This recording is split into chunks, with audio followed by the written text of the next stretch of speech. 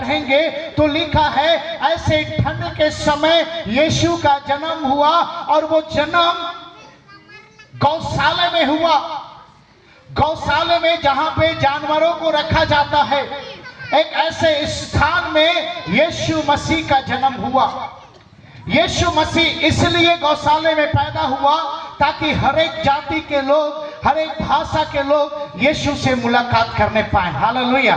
अगर यीशु राजा के घर में पैदा होता तो राजा के बच्चों से मिल पाते क्या गरीब लोग? नहीं मिल पाते। इसलिए प्रभु को छोटे से गौशाले में, छोटे से गांव में जन्म लेना पड़ा। प्रभु का आने का मकसद केवल यही है कि हम सब उद्धार को प्राप्त करें। प्रभु इसलिए जगत में आया कि हम सारे लोग यीशु मसीह को जान पाए। बाइबल में मैंने कभी भी कहीं भी ऐसा नहीं पाया।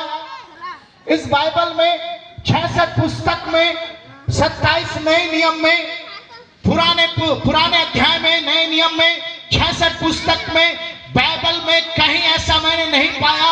आज तक मैंने ऐसा नहीं पढ़ा है कि यीशु मसीह किसी विशेष जाति के लिए आया, किसी विशेष धर्म के लिए आया। केवल ईसाइयों का प्रभु है, क्रिश्चियनों का प्रभु है, ऐसे मेरे पूरे बाइबल में नहीं है। मेरे कुछ हिंदू मित्र हैं, बहुत अच्छे अच्छे दोस्त हैं, वे मेरे द्वारा परमेश्वर के संदेश को उन्होंने सुना। उनके अंदर में ये गलत फहमी था। वो मुझे कहते थे कि भाई आपका यीशु मसीह केवल ईसाइयों का प्रभु है, केवल मसीहों के लिए आया है। मैंने उनको परमेश्वर के वचन को दिया और जब उन्होंने वचन पढ़ना चालू किया, वे मेरे दोस्त लोग कहते हैं भाई हमने पूरा वचन पढ़ा पर कहीं भी यीशु मसीह ईसाइयों का प्रभु ऐसा नहीं लिखा है। वो लिखा है कि वो जगत करता है। Hallelujah, hallelujah. जगत का प्रभु। क्या ताली बजा सकते हैं? जगत का उद्धार करता है।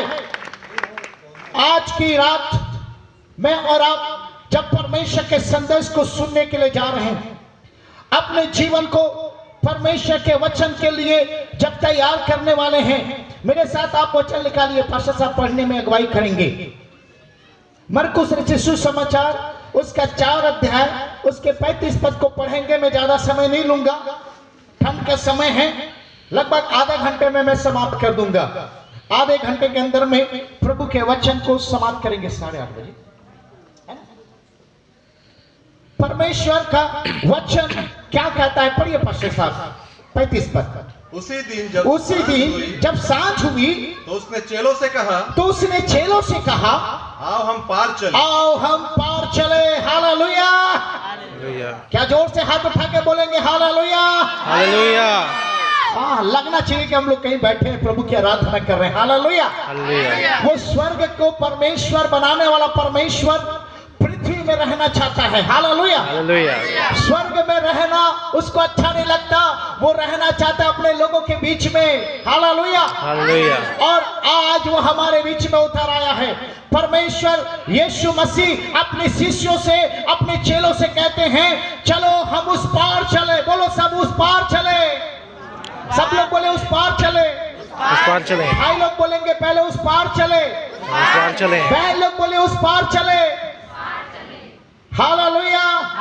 यीशु मसीह प्रभु का वचन पूरा करके, प्रभु का सेवा पूरा करके, प्रभु का काम पूरा करके उसके मन में ये बात आया कि अब इस पार का काम खत्म हो गया, अब हमको उस पार जाना है। Hallelujah, hallelujah. इस पार काम समाप्त हो गया, अब उस पार जाना है। और यीशु मसीह, मैं आपको बताना चाहता हूं जितने यहाँ पे परमेश्वर के वचन को सुन रहे हैं, आपके लिए परमेश्वर उस पार आ रहा है। Hallelujah, hallelujah. जो बीमार है आपके लिए प्रभु उस पार आ रहा है। Hallelujah, hallelujah. जो तकलीफ में है प्रभु आपके लिए उस पार आ रहा है, क्योंकि जब प्रभु आता है तो परिवर्तन दिखाई देती है। Hallelujah, hallelujah. बदलाहट दिखाई देती है, परमेश्वर के अद्भुत काम दिखाई देते हैं।